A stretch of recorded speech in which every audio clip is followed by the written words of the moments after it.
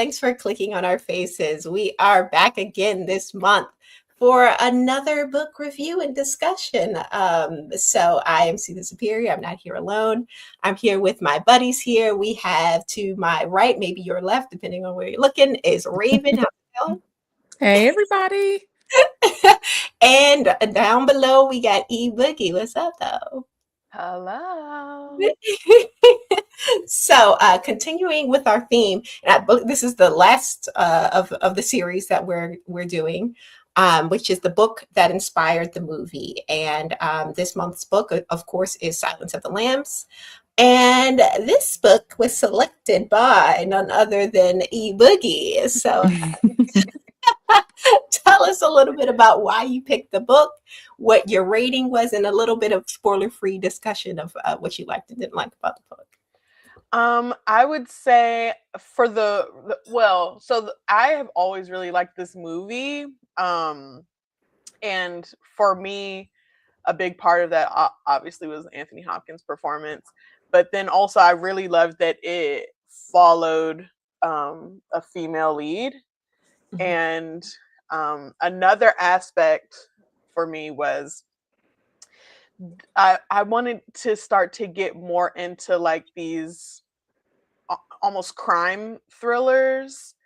And although this is like a crime thriller, but there's some like horror elements to it, not fantasy horror, but just with it being following kind of like a serial killer, I felt like there was a lot of that kind of creepy factor to it, which I really, really like. I'm into all that morbid crap.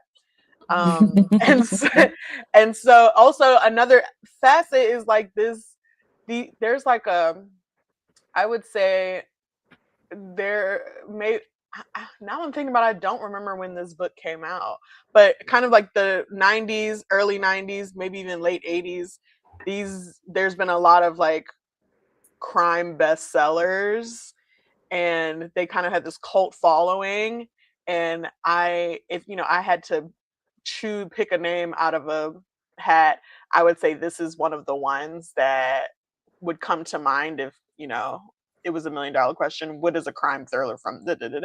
And so I thought, oh, this would be cool. Plus, I wanted to see like what inspired the movie and maybe where the movie might have kind of derailed from the book.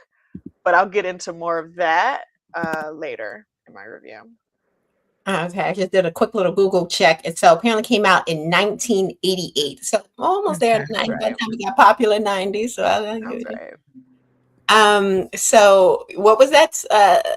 Are you giving your star rating? I'm sorry, I missed it. Okay, yeah, I'll give my star rating. This was I'm just feeling very Paula Abdul-ish with this. I might have to give this one a 5. Oh, very, wow. very impressed with this book. Even the slow moments felt riveting, and like I needed to pay attention, and I did. And I don't know, it just kind of, I felt like the writing really captures you. I really like a lot of detail, but it can't be needless detail, and no part felt needless. Nothing felt like filler.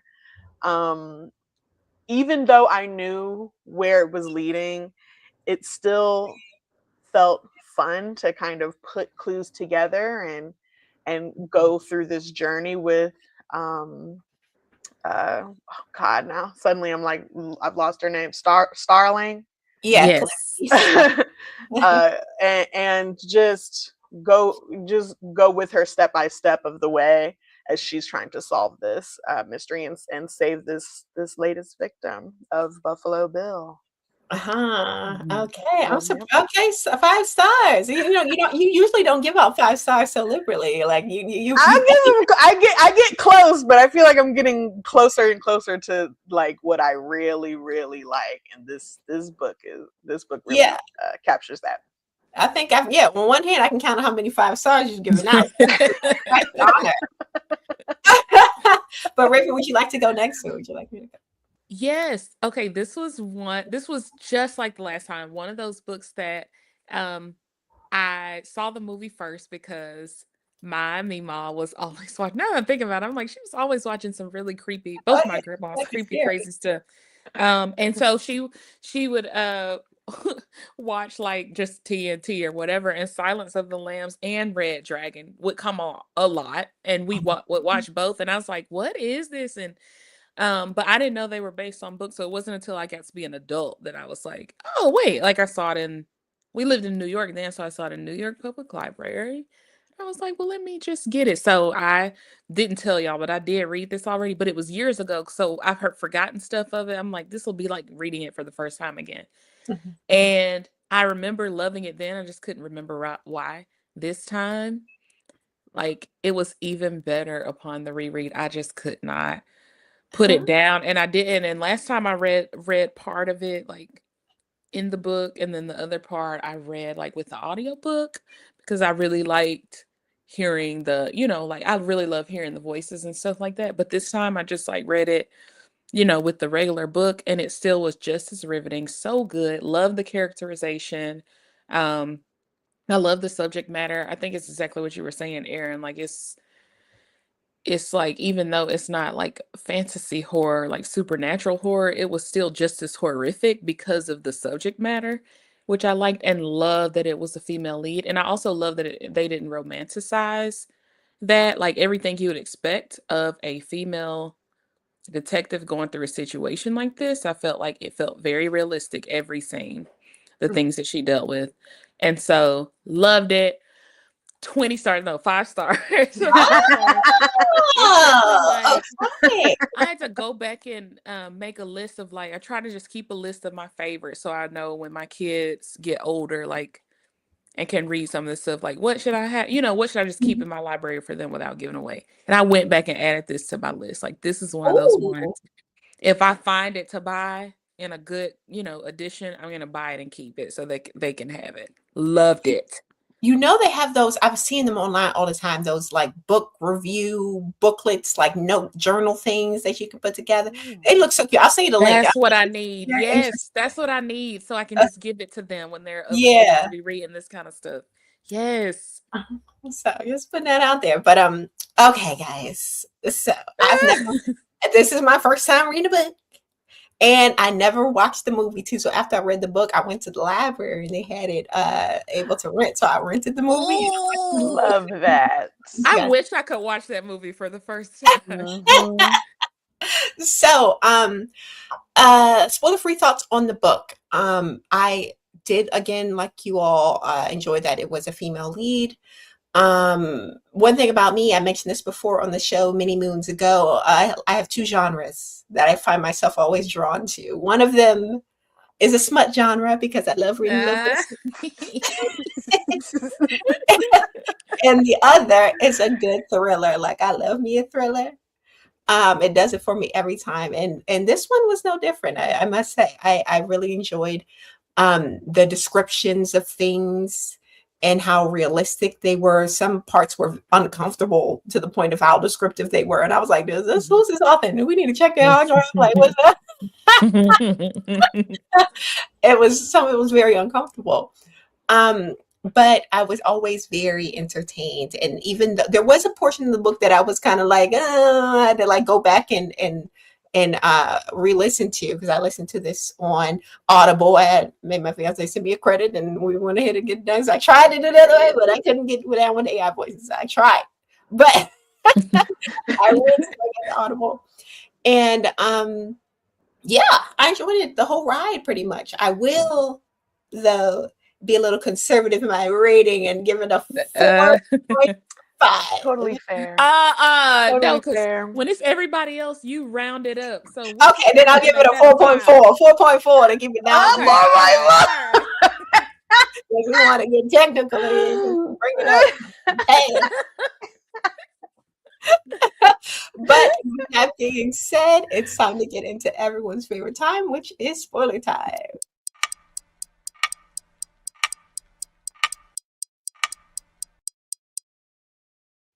Okay, so ladies, um, there were a couple moments in the book that I was shocked. Like, particularly there was the scene in the very beginning of the book where there was this character, Alan. He comes up to her. He said, "Are your shits long?" Yes, I was like, Do they just dangle? There's nothing stopping you from seeing it. Can you see how long your shits? I said, he this just kept going. He just kept going. yes, this is uncomfortable. This is making me uncomfortable as a listener and a reader. And how they were describing when we get to the point of view of, or at least not the point of view, because it's kind of like third person kind of way. But when we get to Jam and he's describing the skin and the texture of the skin and how it needs to pull and this and that, I said, "Oh, this is making me gross." But it was so well done that it was like, okay, I'm getting into it. And yeah, I was pulled in, guys. I was pulled in. Then when I watched the movie, that's when I got to see a couple things that I was wondering about and I wanted to discuss with you guys. Because do you feel that the movie, um I've heard a lot of discussion about how the book is kind of like a feminist book. It's, female lead. Yeah. Do you feel like the movie is that same way? I I mm, I want. I yeah. think. I think. Oh, go ahead. No, Sorry. I was so I want to say that because I want to say that because it does, like, it follows the same, like, sort of like her overcoming the challenges as it does, as it does in the book. And in the book, I get that vibe. It's like, yes, Clarice is winning. Like, Hmm. the the governor, or no, the state senator is winning, that woman. And then also the senator's daughter, who's like held captive, she Catherine. remains strong the whole time. And I'm like, okay, like she's winning too. Like, it seems like that, but then I can't tell if you just get that feeling watching the movie because it's Jodie Foster. She Mm-hmm. just is good. Like, she's just a good actress, and she's also like kind of charismatic. Um, and then also it helps because of like how she looks, like she's petite and stuff like that. So I think that you kind of, I mean, even if she wasn't a victim, you might tend to see her as a victim or as an underdog in the movie just because of how she presents. I don't know if I would all the way say it's a feminist book because of like how they talk about weight and bodies and that kind of stuff. So that part I'm like, and then they make Yeah. Clarice kind of neutral to it Uh-huh. just because that's her job to be neutral to it. But you can't tell if she necessarily like also feels the same way about these women. Um, because she's just hiding it just because she's a detective and she just has to remain neutral. So I can't tell if she's a feminist or not. I don't know. I don't know. When they started describing Catherine, it was like, "Oh yeah, she heavy set. A man can fit in her skin." And then they But later in then the book, they show her. yeah, no, and then they describe her and they said her pants were ranging from the weight of 145 to one. I wrote it down, 145 to 165, and this is this big, huge woman. So white women back then were. I'm not gonna say they were lighter, but that was like just at the beginnings of the heroin chic era. Okay. Okay. Oh, that's so actually really good context. I think, Yes. yeah, I think that's part of it. And then another part is that also these are also tall women. And Okay. so the way when you think of how tall Catherine was with that weight, it's like, and then also in the book later they do say that she's the slimmest of his Yeah. victims. That she was like no more than like a 12 versus some of his other victims who were a lot more stout. I mean, they were also tall women, but Yeah. they were definitely bigger than a size 12 back then. That I was thinking as soon as I said what, and no 140. I do feel like this book can still be categorized as like a feminist text, but because of the era, yes, there is a lot of problematic language. That's around women and bodies, but as far as Clarice, I do agree. She has to remain impartial to some degree, but she also spends a large section of, I'm not gonna say a large section, but she spends a bit of the book um, relating to one of the victims on a personal level, Kimberly. And something about this one victim, she just feels I very forgot that. attached to. Um, and I think in that, and in a lot of the internal dialogue that she has in the book, in her kind of internal voice, you have something firmer to grasp as far as of this like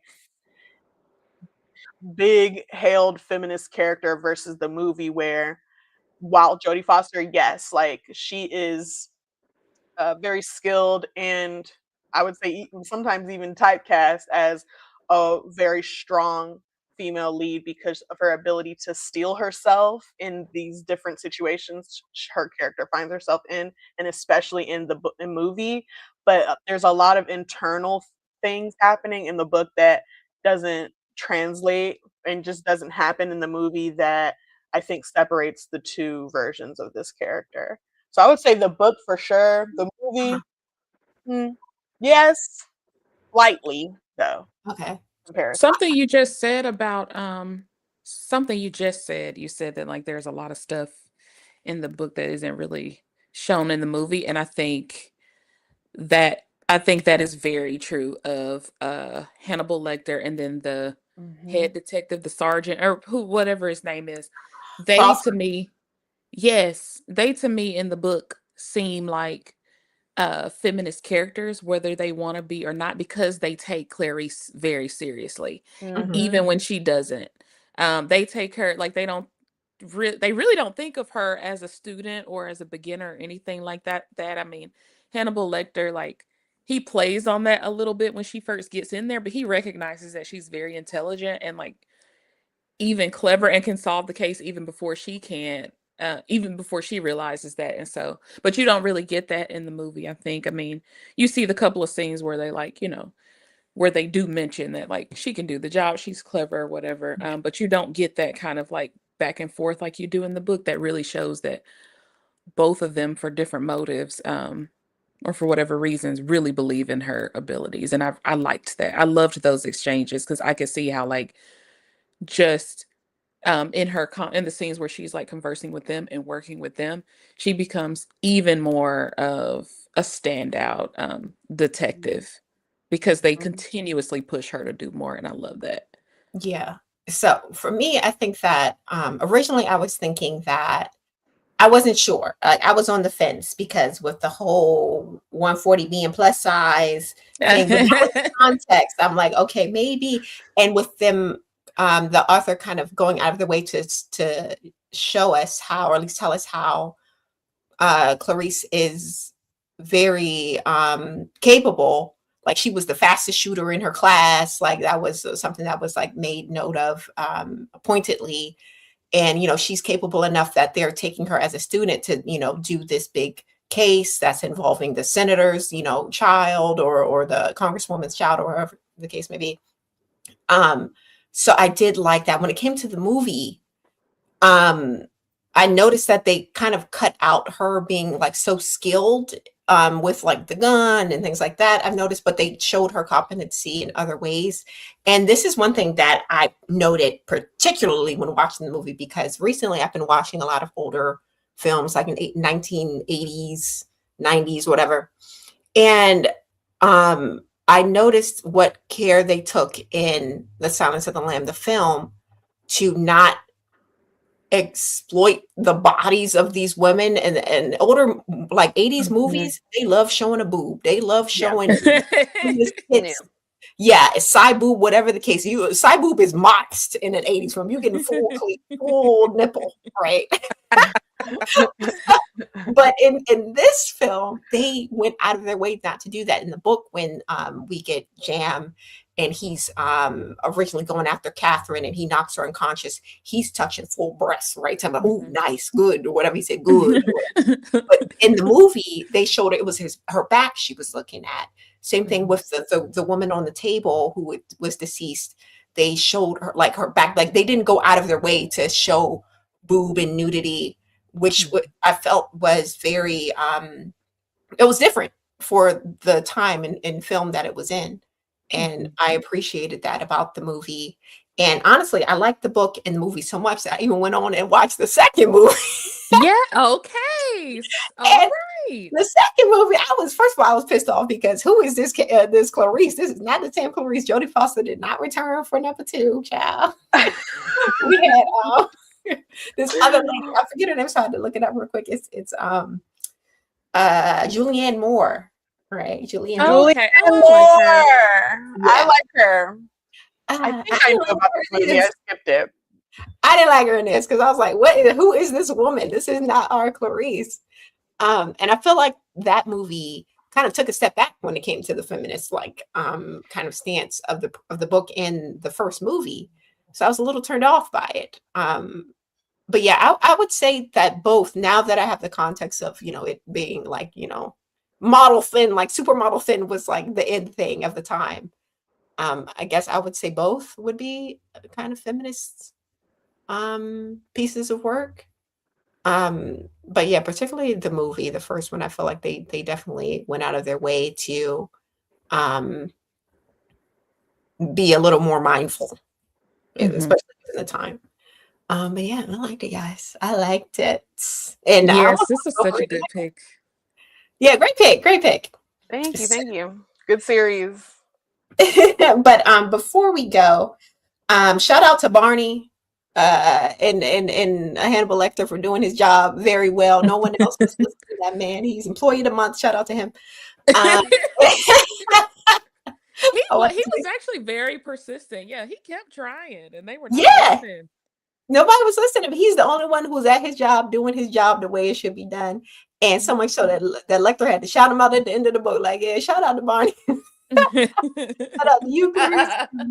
One thing that I did also like that they changed in the movie that made more sense, because it's called The Silence of the Lambs, and Clarice's whole thing was her trauma in relation to the slaughter of the lambs as a child. But then in the book, she ends up rescuing a horse. Yeah. And in the movie, they changed that to the lamb. She rescued a lamb, and I thought that made more sense. Because like, why not? What's up with the horse? I wonder why the author decided to make it a horse in the book. And that does make a lot more sense, actually.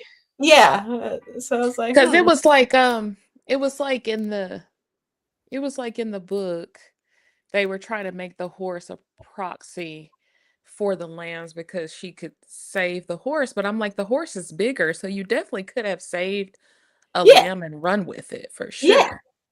That would have been easier for a child. Exactly. And so they changed that in the movie, which I thought made more sense. By the time we get to the second movie, they all over the place. Her and Lecter got a little thing going on. I said, what is this? And this is crazy. I've only ever seen, and you know what? Because what did I say? I said, oh, they Silence of the Lambs and Red Dragon used to come on TNT all the time. I have never seen this second Silence of the Lambs with Julianne Moore because obviously TNT did not think that this was going to get views. No traction, child. So it's if you guys are interested in watching the second one, it's available for free on Tubi. As of the time of this recording, right? Good to know. But in the third one, do they bring back Jodie Foster, or is it still Julianne Moore? It's like a prequel, is it not? Yeah, it's a prequel, and they're not in it, right? It's like this guy who's the lead in that one. I think it's Hannibal's backstory. Oh, yeah, this is about the guy that caught Hannibal when he was doing all this stuff, and then he catches Hannibal, and then they arrest him, and then he too has to go to Hannibal and kind of get some help figuring out who this new serial killer is. Oh, but they have a different kind of situation. It's like this. I don't want to spoil it. It's a book too, so we could read that. But it's a different kind of relationship between him and this detective than it is for him and Clarice. It seems like he admires Clarice a little bit more. So I know that there's a show called Hannibal out, and it has to do with a guy. I wonder if that's the prequel thing. at There's all. a show called Hannibal. Yeah, Yes, there was a big. It was big. I don't know if it's still on or not, but it's a show. Nah, and it's they not got on two anymore. guys. Okay, 2013, 3 seasons, NBC. Mhm. Where can I watch this? I don't know, but I've seen the Why girls first talk about thing- it. Probably First thing I Peacock. see is why did the Hannibal TV show get canceled? And is Hannibal an LGBTQ show? Right. See, that's what Yes. I heard. Ooh, Yes. Because he gives Pan to me. Oh, okay. Okay. I can see it. Wait, it says that. So I'm looking at this I don't know, Facebook coming soon group, and it says the TV series returned to Netflix in North America today, July 27th. Oh, So What? Then we got some things to watch. Y'all gotta watch Return? it. A new we have to season? watch the set. We have to watch the Julianne Moore one, and then we have Yeah. to watch this show. Mm. If we have to. Yeah. Just to see. Okay. Just to see. Because I was like, what in the hell is going Yeah, on? Julian's not really. She wasn't I don't know giving Jodie Foster. Jodie Foster. I don't know how to Nobody put can it. like I'm not Jodie gonna say she's not a. Foster. I'm not gonna say she's not a powerhouse because she is, but because I've seen her go off plenty of times in movies, but it's always very like hyper femininely, Mm-hmm. Mm-hmm. and there's something about Jodie's almost stoicism that feels more relatable. Yeah. Jodie Foster is like what? Who's the girl that's the lead in Twilight? You know, the Kirsten Yeah, Kirsten It's Kristen Stewart. like- Stewart. it's like what Kristen Stewart always tries to be, but she overacts. But that's what Jodie Foster gives. And Jodie Foster's in this excellent movie I used to watch with my grandma too all the time on cable TV, Panic Room. And Oh, she's yep. in- Okay. Yes, and she's like perfectly. Oh, Kristen Stewart's in that. She's the daughter. Yep. Oh, I just wow. recently Okay. rewatched that like 2 weeks They ago. actually are an randomly. excellent pair. Kristen Stewart does so good Yeah. because both of them are like very stoic, so it's real Yes. good. But yeah, nobody can do it like Jodie Foster for this Clarice character. Nope. And I even looked it up. I said, why? How come she didn't return to why did she choose not to come back for the second one? And apparently it's because of this stuff that they were doing with Lecter and Clarice tried this little romance it was trying to build. Yeah, She's hell like, this is no. Oh, not- I could see her being like, no, No. that's no. yeah, so good for her. Good for her. But before we go, I wanted to reveal next month's book, right? Woo! So if you're watching in the group chat, we've been kind of chatting, and it was between two books, one of which being Sula, and the other being The Bluest of Eyes. So of course, I'm very pro support your local libraries. I went to the library to see which one they had available. And one of them they had on hand, and the other they said it's not in the district, but they can order it. So I ordered it, but they don't know when it's going to be. So as of now, I know which one it is. we are going with The Bluest of Eyes. The Bluest of Eyes. Yay! This one, Okay. by Toni Morrison. So pick it up at your local library. Read along. It's a very quick read. Like it's like 200 something pages. And we'll be discussing that next month, the month of August. At the end of the month. So please join us then. And talk to you then. Okay, goodbye. See ya. Bye.